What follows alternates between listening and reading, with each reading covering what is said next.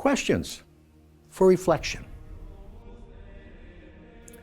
In our first reading from the prophet Isaiah and in our responsorial psalm, we see that the Lord's plan of salvation was universal from the beginning. He chose Israel to show that plan to all the nations. Through Israel, his covenant would be demonstrated, known, and embraced by all. We see this in these words from the prophet, and I quote, "As for foreigners who adhere to Yahweh to serve him, to love Yahweh's name, and become his servants, all who observe the Sabbath, not profaning it, and cling to my covenant, these I shall lead to my holy mountain and make them joyful in my house of prayer. Their burnt offerings and sacrifices will be accepted on my altar, for my house will be called a house of prayer for all peoples," end quote. And David, in this psalm response, affirms this universality of the plan of salvation, and I quote, "Then the earth will acknowledge your ways and all nations your power to save. Let the nations praise you, God. Let all the nations praise you. Let the nations praise you, God.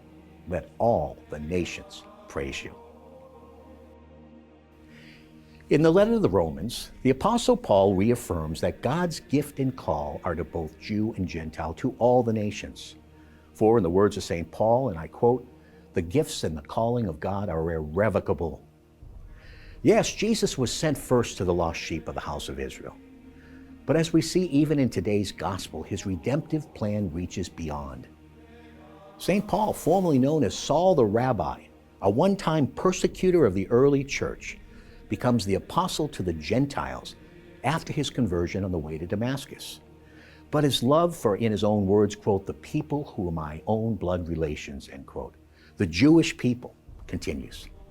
He sincerely prays that the witness of God's love to the Gentiles, revealed in the redemption offered to all through Jesus Christ, will lead all into the fullness of God's plan. We are called to continue to proclaim that good news through the witness of our words and our life. Jesus both recognizes and reveals the universality of God's call in granting this heartfelt request from the Canaanite woman to deliver her daughter from the bondage of the devil. No one is outside of the reach of heaven. Also, the perseverance of the woman is held out to us as a model of living faith. She just does not give up. She kneels before him saying, "Lord, Son of David, have pity on me." And she will not take no for an answer. Even after hearing the parable in which Jesus mentions dogs and scraps from the table, she enters right into the parable and seems to conquer the heart of the Lord. Listen to the compliment Jesus pays to her, and I quote, "Woman, you have great faith. Let your desire be granted." If you're like me, you have grown children for whom you pray daily, perhaps even fervently. I do. But I know, as I heard of this exchange again today, I realize I have much to learn from this Canaanite woman. In his lectures on revival, the great 19th century Protestant Christian evangelist Charles Finney gave some excellent insights concerning this type of prayer. In one of the lectures, he refers to, and I quote, Xavier, a missionary, and he notes, and I quote, that he was once called to pray for a man who was sick, and he prayed so fervently that he seemed as if he were doing violence to heaven. So the writer expresses it, and he prevailed, and the man recovered, end quote.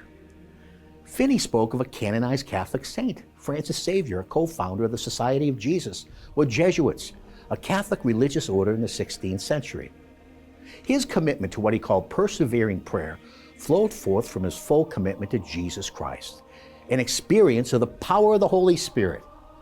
Xavier, like Finney, understood that for any Christian to participate in the ongoing ministry of Jesus, that man or woman needed to learn this kind of prayer.